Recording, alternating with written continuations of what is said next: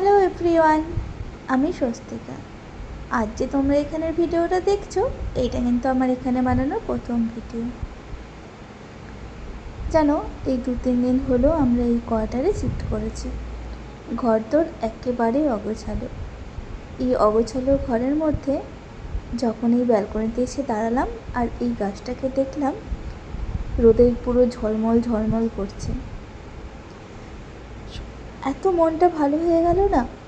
এই এক প্রকৃতির অদ্ভুত ক্ষমতা, তাই না? অ্যাকচুয়ালি কী বলতো, এই সবুজের মধ্যে যে হলুদ হলুদ ফুল, এটা কিন্তু আমার খুব পছন্দের। আমি যখন খুব ছোট ছিলাম, আমাদের মামা বাড়িতে না, মামা বাড়ির পাড়াতে এরকম একটা ফুল গাছ ছিল। সেইখান থেকে ফুল তুলে মাথায়, খোপাতে এরকম লাগাতাম। আজও এই ফুল গাছটা দেখলে আমার সেই দিনের কথাগুলো মনে পড়ে।